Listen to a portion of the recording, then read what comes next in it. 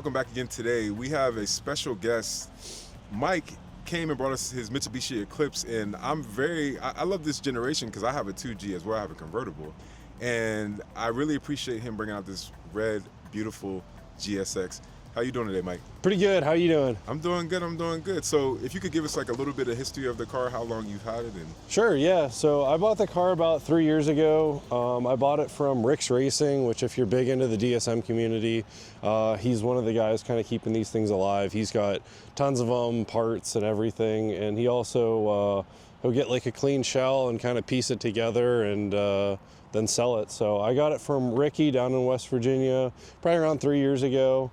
It's been a DSM since I've owned it. It crank walked on the way home. Ricky replaced the engine, which was, appreciate that. Since then, just pretty much done mainly just maintenance on it. Little odds and ends here, trying to make it, kind of my own.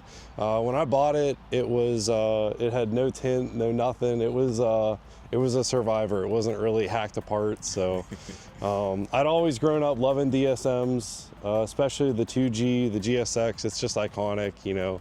I think you can't talk about these cars without talking about Fast and Furious. Exactly. Like the 2G, it's just iconic.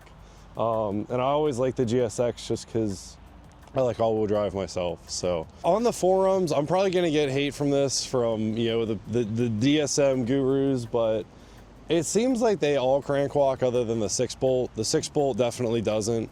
This is a 98. I don't know if it was the original engine in it, but a lot of people say like, oh, past a certain year, oh, they fixed it. But I don't know. You talk to a lot of people, and there's a lot of them that have crank walked. It's more than a myth, that's for sure. Yeah, I think you're right. And I have a 98, and actually I never had crank walk, but obviously I've been through one motor. Yeah. And with bearing problems.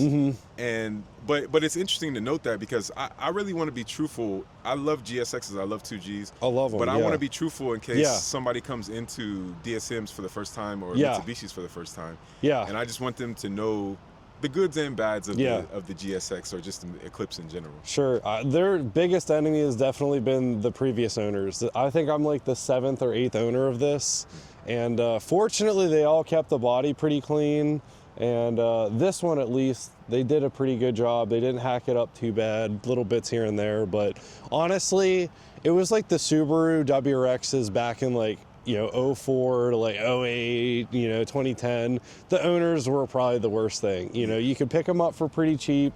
I'm sure you remember, you used to be able to pick up something like this for like $5,000. I got my, it's convertible. Yeah. And it was converted GSX all-wheel drive, but I got it for $2,800. Yeah, exactly. I mean, you used to be able to pick these up for pennies, and then you could beat the balls off of them. And then if it blew up, it's like, oh, I'll just go buy another one. Right. And so they just got hacked up, and they're cheap. High schoolers would buy them. I had a friend in high school, he had a GS, but you could get them for cheap, have your fun with them, and you didn't really have to take care of them.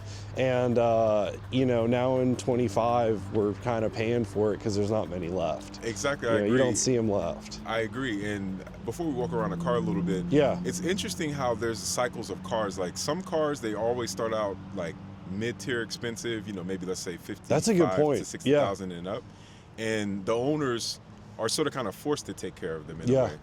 But because the community forces you to take care of them, if you have one that's bad, somebody's gonna like get on you. Get on. But with the Eclipse, in some cars, when you're talking about under like $40,000-$30,000, they always seem to have this point where they were brand new and people were like proud of them and took care of them, and maybe they still had to find the problems with the car over time. And then you go to that period for about 10 years where they get very, very, very cheap. And then you get anybody that can own them without understanding the proper maintenance of them. Even, I'm not even gonna lie, even me, I didn't even understand somewhat how high maintenance Eclipse were. The turbo versions, of course. And then you get to that point where they start to appreciate again. They get rare and rarer, and then it actually goes back into those people that are willing to take care of it. It's an interesting cycle. It is, it's true. It's not something I've ever really thought of, but there can be a thing of the car was too cheap or it was too good for its price. And I think that in the 2010s or early 2000s, this was a prime example. They were too cheap for the power you could make, and it kind of ruined them for their longevity, because it's not a special car in regards to how many were made. I'm not like a Corvette owner where I'm like, it's one of 250 in this color, whatever. But I think you're right about that. But I think that it is a special car because of the way it looks. Yeah. I think it's very few car companies that can make. This is obviously not a. I guess you could say it's a mass production sports car. It's not a mass production car in the sense of like a Honda Civic or anything. Yeah. But like, there's way more of these than obviously like a certain type of Ferrari or Acura NSX or whatever. But in that same sense, rarity is starting to happen in this car because there's so many that were crashed. There's so many that weren't taken care of. So I actually think this car is starting to be where it's supposed to be because it looks beautiful enough to be rarer than what it is. I agree. And I think another thing to add on to that, another like kind of special thing about this car for me, and it's similar to the Mark IV Supra, there's not a body line on it. Exactly. And you can see through the whole car. I mean, they don't style them like this anymore. They, now is the age of sharp body lines and harsh angles. That was one of the reasons that I fell in love with 2G Eclipses. And I actually saw one time I was towards the casino when they were building the casino on the west side. And I seen two guys and they had a green one, like a money green one. Oh, yeah. And it was a convertible. Oh. And it had tan interior. And it was super, and they were older guys, probably 50s, 60s. But it was so clean. Yeah. And when I saw that, I was like, hold on. I was about to go buy an NSX or saving to get an NSX, but I was like, I could actually have like something that's sort of kind of like a Porsche 911 in a way, because I've always compared these cars to like Porsche 911s in the sense of the mystique behind them. They're all-wheel drive. You can get a convertible. Okay. You can get, you can take them in the snow. Yeah. You can have them in the street. Porsches are very versatile cars. They are. And so for me, I know when they're tell just people, nice. Exactly. But Eclipses are nice too. Just a little bit further down from being as nice as a Porsche 911. For sure. So I agree with you, the body lines and everything. So can you sort of kind of explain a little bit about the wheel setup? It's pretty basic. There's nothing on the outside of the car. There's really not that much done. The wheels are off of an Evo 8. Actually, a buddy of mine, they're off of his Evo 8. He was kind enough to almost give them to me. And so those are forged wheels. I think they're the best bang for your buck, and like fitment wise, they just fit the 2G like they were meant to be on here from the factory. Brakes are actually off of the exact same car. It's like the electric yellow Evo, but so those are off of that car. All around Brembos. The stock 2G brakes are okay, but Brembos look better, and they stop the car pretty quick too. These beautiful, rare 2G Euro lights. Yes. I just gave these to you. Yes, you did. Absolutely. So the newest edition of the car, these are the Euro taillights. I want to say they came in the cars from Germany. I did a bit of research on them. Yep. And so I want to say those had to have been off of like a German Eclipse, which is pretty cool. They're not common taillights, and especially now they're hard to find and in good condition. So stock ones are just all red. These ones just have the amber on the sides. So. And I sort of kind of want to just add something onto there. Sorry, I didn't mean to cut you off, but I wanted to sort of add something on there is that. So I did so much research, and when I found these, like you said, these are on the German Eclipses, which is actually pretty rare because usually the rarest taillights, or really anything for the most part with Japanese cars, is usually from Japan. Yeah. But these are actually like the European market. Eclipse has the rarest taillights. Yep. So if you guys like are interested in these taillights, if you can find a pair, because they're getting so super rare, they're the German taillights on the Mitsubishi Eclipse in Germany. And I mean, I think they're beautiful because they have like the little 90s like bricks, like little bricks in there. Very iconic look to the era. Exactly. And then you have obviously like the amber on the side, which is like very racy. Yeah.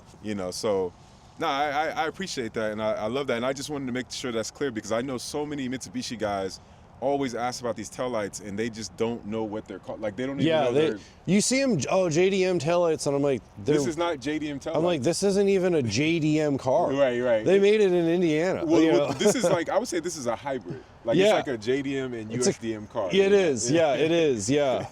So yeah, the DSMs were interesting because you had Mitsubishi pairing up with Chrysler and essentially Chrysler, right. and making the Talon, the Laser, the Forgotten Laser, which was only in the first gen. But yeah, they were an interesting car, kind of a bastard child, if you will. But yeah, I've tried to keep the whole car pretty like era specific. It's not the fastest car on the street. It's not like the wildest, but I wanted everything to kind of fit together. I wanted to get one of the exhausts with like the burnt titanium tip, because it's just so era specific. I mean, you see that and you're like, that's a 90s JDM, right. Ricer, if you want to call it that, but yeah, so I think that's a Megan Racing, pretty true again to the era. And then I always get a comment on it. I don't know if you've paid attention to it yet, but the plate. Yeah, poor Evo. Poor Evo. I love that plate. So it's a play on, everyone always calls these cars like the poor man's Evo. Yep. And I think it's funny because now you're seeing these go for a pretty similar price to the Evo. Exactly. Obviously they're still going for a little bit more. I had one. They're definitely a nicer car all around. They're a lot more supported. But you still have the 4G. It's the two-door Evo, exactly. But it's the poor man's Evo. So with all my fun cars, I always try to have like a fun plate to kind of pick at that. The guys new to Mitsubishi Eclipse, the GSX is the top of the line version, and it's the all-wheel drive system. It's a different all-wheel drive system from the Evo. The Evo is more sophisticated, but this is more, I would say, more of a, I hate saying primitive all-wheel drive system, but it's similar to like the Evo 3 from what I've seen. Yeah. It doesn't have like all the bells and whistles like you said. Like active yaw control. Yeah, it doesn't. AYC control and all that kind of stuff. This is a bare bones all-wheel drive system. I'm pretty sure it's like a 50-50 split. There's no, you could get LSD in the rear, but some of them had it, some of them didn't. It was an added option. So, I mean, you get the all-wheel drive, but it's not the fancied Evo version. Yeah, and and also I want to state too that like the Mitsubishi Lancers, and the Mitsubishi Eclipse all were based off front-wheel drive platforms first. So I think there's a lot of argument in the DSM community about like what is the power transfer from front to rear with the Eclipse. I said 50-50 because when I read the brochure and stuff, it says 50-50. Makes sense to be 50-50. But then some people are like, no, 60 front, 40 rear. And I know, yeah. No, it's a good point. I mean, but that's another thing about these cars. The forums that's where you got all your information. You needed, without the like DSM forums, these cars wouldn't be what they were, and that's where you got all your information. So, like talking about crank walk, all the information that's out there, you got from the forums. Yeah. So it's all anecdotal. You don't really know what's what for sure. So yeah, it's kind of another interesting thing. You don't have like now, you can buy M3, M4, whatever, and you got a whole Facebook page for it. Yep. You've got tons of information. You've got YouTubers that do whole series on just building that car. Yep. You didn't have that back then. You had to go from Chuck in Iowa who blew his up, and you had to follow his list on how to fix it, and it's funny. Yeah, it's a different time. It's a stock bottom end. It's a 7-bolt, so we're not going to say the word, but it's a 7-bolt. The heads, it's pretty, like, as far as like just the engine, it's pretty stock.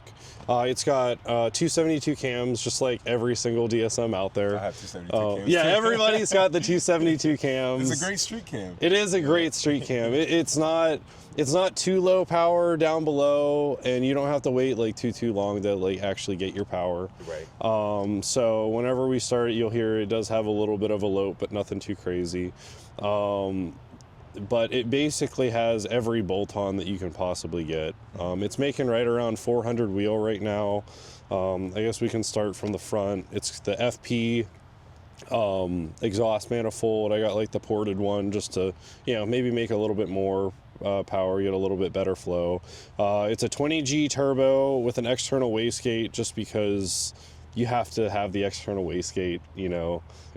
It's so loud whenever you get on it, but it's not too loud whenever you don't crack the wastegate open, so it's nice.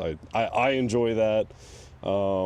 Obviously the normal bolt-ons, intake, exhaust, but a good bit of supporting mods too. So, I've got the fuel pressure regulator.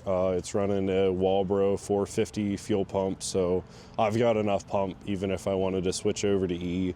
It has everything for a flex fuel tune as well, but it's just on pump right now, so it's just a basic 93 tune. I don't have the flex tune on it yet because I don't want to make too much and just destroy the trans. I know. I knew you were going to say the transmission. There are no more third and fourth gears out there anymore. So if I, shear the teeth off of a third or fourth gear, I just got to go get another transmission. There's no built like stronger transmission. There's built transmissions, but they use the same gear set. Exactly. So it's not we don't have the luxury like the Evo world where you can go get a whole transmission with all new parts and everything. And then it's like, you can keep rebuilding it, or you can go get a dog box. Yeah, and I don't want a dog box. Who really wants a dog box on the street? Even though over the years dog boxes have gotten better for like street use. Yeah. But that was my dilemma too. I'm like, I don't really want a dog box right now. Box, yeah. I see coilovers too. Oh yeah, so it does have again Megan Racing coilovers. The stock ride height on these, especially the front end, was pretty monster truck. So very rally-like. Very rally-like. So I think these are like the mid-tier Megan Racing. They're not like the cheap ones, but they're also not like the super expensive ones. I do have the Evo 8 Recaros, the leather ones too. I really like these seats. If you've ever sat in an Evo, I think you can probably appreciate these seats. Pillar, the pillar gauge or pillar pod. I think that's another like pretty era specific thing. Very 90s. Yeah, very Fast and Furious. Yeah, very Fast and Furious. Like 1998, like I'm going to pick up my girl and like I'm in a rush. Yep. We got to go out. Yep. The tan interior, which some people love, some people hate. I want to get black door cards and then have almost like a two-tone type of look to it. I have a weighted shift knob. It's, I don't know, it reminds me of like the Type R, or like the early 2000s, like EM1 SI shift knob. ITR, like Integra Type R. Yeah, exactly. And I have a B&M short throw. That's nice. The Megan Racing made one, but everyone kind of agreed that the B&M one was the nicer one. And man, did it clear up a lot of slop. I know. That's almost a must if you have one of these. Yes, yeah. Like I said, when I bought this car, it was a real survivor. I don't think I've ever seen an Eclipse, A, without tint, or B, with the stock radio. I never have seen that. I'm gonna say there's probably a reason why that none of them have the stock radio. It sucks. It's not good. No, it's not good. I can only play CDs, and it skips every third track, fourth track, and 11th track. Which is interesting because Mitsubishi makes electronic appliances. They do, yeah. Well, I know it's crazy. It's stock, but like seeing this radio in here just makes me feel so good because, for one, there's a lot of buttons, and for two, it's just like we're sort of kind of going to the end of an era. Like, I don't know even if Honda or even if Alexa still makes CD player slots in their cars, or I know tape players, of course not. But I mean, my Honda Civic over there still has a tape player, and that's like late 2000s. So it's just great to see this because one day there's not going to be tape players. There's not going to be any. Yeah. And this is going to be so cool when people look back one day, you know. Yep. Cool. And one thing I also loved about this interior is also the curvature of the dash. And I always felt like the Evo got some things that the Eclipse didn't, but what the Eclipse did get is a better interior.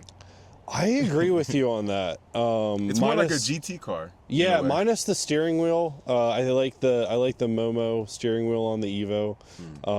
But everything else, I agree with you. The Eclipse, like the dash, it's better. Yep. The Evo was an Evo. You know, they built it just to be fast, pretty much.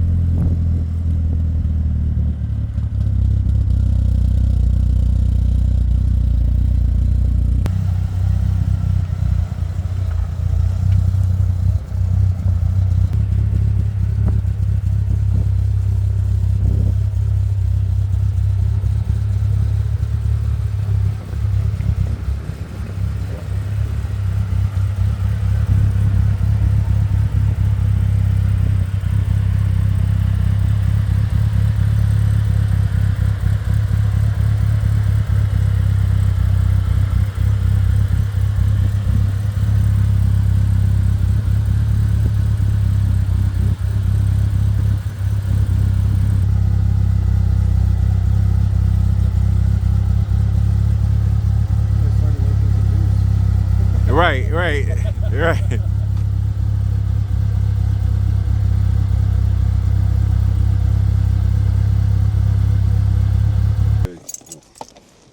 This was actually a rare thing too for the 90s cars, sports cars, actual cup holder. Isn't that crazy? Actual cup holder, and then I don't know if that was for a cigarette pack or something, but my wallet fits perfectly in it now, so it's perfect. That's what's up. You can see typical DSM things. I've got old fuses, some interior parts. Actually, I think these are the bushings from the shifter. They kept popping out, so I kept them. It's funny because like car guys, we sometimes don't use the cup holder for the cup holder. We use it for like fuses. Yeah. There was a time where this thing, every time, especially whenever I took a left-hand turn, it would pop the fuse for all of the lights. Everything. And it was really common, I guess, for people to use the power from the cigarette lighter to power their wideband. And that was the problem? Yeah, so whenever I would turn, it would touch off on the ground of the car.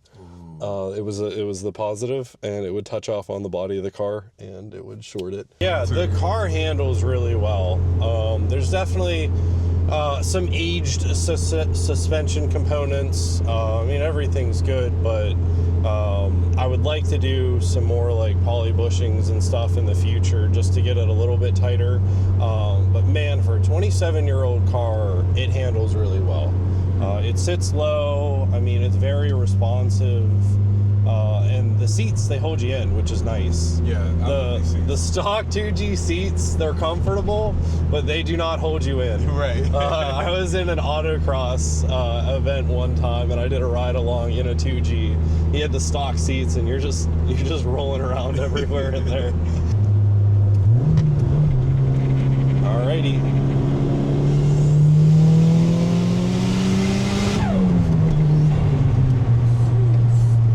That's quick.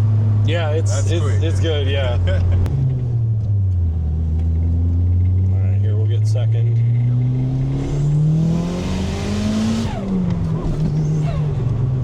We almost lost traction. Yeah, that's what I was about to say. We almost lost it. Traction. Yeah, we almost lost it there. That's a wild experience. You ever have an all-wheel drive car break all four loose? Yeah. It's terrifying. It is terrifying. It's terrifying, dude. But also, a great thing about having all-wheel drive that breaks loose is that you actually have a chance to save it. Yes, like in some rear-wheel drive cars, it's done. Yeah, you're cooked. You're spinning, you know? Yeah. To have AC and to say that you have working AC and working cruise control in a DSM would blow people's minds. My 2G convertible, the cruise control actually works. Does it? Yeah, and the heat. Dude. Which is crazy. Yeah. I tried it one day on the highway. I was like, let me see.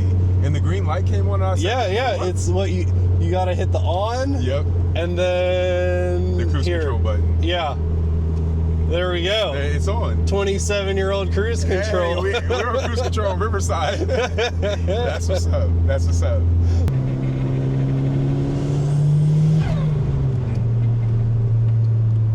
That's just It's great. Yeah, it's great. I can't see a future where that doesn't exist, even though it might be one day. Yeah, it's an addicting sound for sure. It is. So, you know, I can love and appreciate all different cars, but the 4G63, if you've ever driven one, it's something uniquely special. You wait for the power. It's very raw and like unrefined. It's a good engine. I mean, it's not a perfect engine. I don't think anything is, but it's fun and it's what I enjoy. So definitely. So I really appreciate you being on the channel. I love absolutely. 2G, and this is actually one of the most special interviews that I ever had because I have a 2G. Yeah. And I just understand now what I didn't understand 5 years ago about how unique these cars are, but also, unfortunately, the dying support from Mitsubishi, because Mitsubishi is just trying to stay afloat as a company in North America in general. Yeah.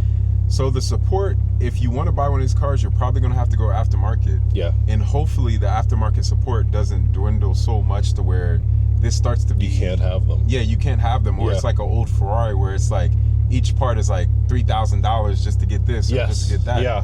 So I hope, guys, that me and Mike have made it a little bit more clear and like made you enjoy the car a little bit more, but also understand what you're getting yourself into as well. Yeah.